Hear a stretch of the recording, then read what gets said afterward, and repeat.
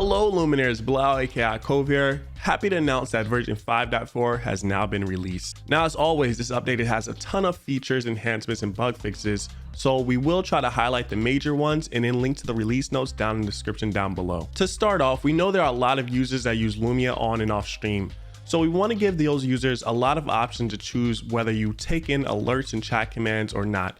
And that is with stream mode. Stream mode will allow you to pause alerts, chat commands, Twitch points, or even Twitch extensions that come in from live viewers as needed, while also keeping that connection alive for your lights that need to be controlled through hotkeys, our API, MIDI input control that we'll go over in the future, or even Stream Deck or Touch Portal. Building off of that is also Control Center. Control Center will sit in the top right corner and allow you to control your lights, whether that be through direct color changes, brightness changes, or even turning off an individual light or all of your lights altogether without having to set up chat commands. We also have a new way to control Lumia through MIDI and OSC devices. You can finally dust off those old MIDI devices and use them to create a light show within Lumia Stream. I have right here my Rock Band guitar, and I set this up to control my lights by just clicking the buttons, and I can create a full light show just like that. This is going to be called input control. Input control is going to be able to take in MIDI inputs as well as OSC inputs. And in the future, we will have a tutorial of how to use input control, so make sure you subscribe. Next up is Fuze. Fuze has received a major stability and speed improvement, as well as taking up much less resources. We've also added a Fuze audio/video mode. The audio will control the brightness while the video controls the color. And then last but not least, we have an experimental Fuze Jam audio mode. This Fuze Jam mode will take in a scene and change your colors of your lights based on that jam mode. We know all of you have been asking for much more from Fuze, and we will continue to give it to you. This is only phase 1. We will continue to improve on Fuze and add more enhancements and options. Next up is chat matches. Chat matches will add a brand new dimension to Lumia Stream where you can have any chat command that comes in react to your lights. So say if you're busy in a game and someone's trying to get your attention in chat, and you don't have a chat command set up, but you can have your lights literally change from a red color, green color, just to get your attention to look at the chat box. You can set up regular expressions for this as well, so you don't have to take in any command, but you could take in certain commands like say, hey, or different regular expressions that you need to take in. One unique way that our users are using this is to send this over OSC. So any chat command that comes in, they want to send an OSC command to change their overlays or anything else they need to change. Because if you combine this with our next feature coming up, variables, there's a lot more you can do. Variables have been around for a while, but we haven't actually had a central location for them, but now we do.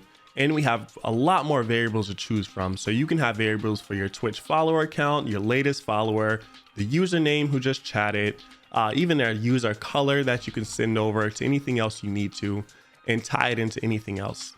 So you can use variables through, OSC, chatbot, text to speech. You can even change an OBS scene based on a variable or based on what someone sends in as a chat message. And you can even create your own variables that you can update on the fly.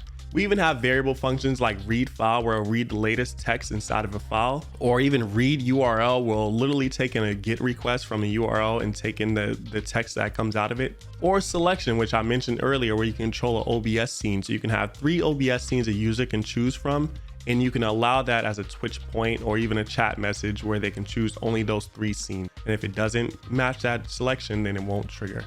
So we've also added a way for you to skip queue for different chat commands. So if you have a chat command that's only changing, say, an OSC or MIDI, or say you just have a text to speech or audio file that's playing, you don't have to make this stop the whole queue while that's playing. Now you can simultaneously play multiple things at once. The issue with this is that if a studio animation is running, then you can't run another studio animation for a skip queue because there's too much going on inside of the app. But for smaller things, you can definitely use skip queue for. And you'll find this skip queue under your chat command. If you edit it and go to dynamic options, you'll see it under that list. You'll also see more things like permanent default, making it a valid or invalid dynamic default. So some things you may not want to be a dynamic default. And then you can also skip things as they become a dynamic default. So if you don't want chatbot to play when it restarts, or text to speech to play when it restarts, you can do that as well. Now we're getting into our new light announcements. We're extremely happy to announce that Keylights has received a major speed improvement as well as stability improvement. We got over that blocker that we had where lights would just stop in the middle of nowhere because it wouldn't take in any more commands. This doesn't work for every Keylight, but it does work for the newer ones that have the newer updates. In some of our tests, we've even noticed Keylight being a little faster than Philips Hue in fast mode.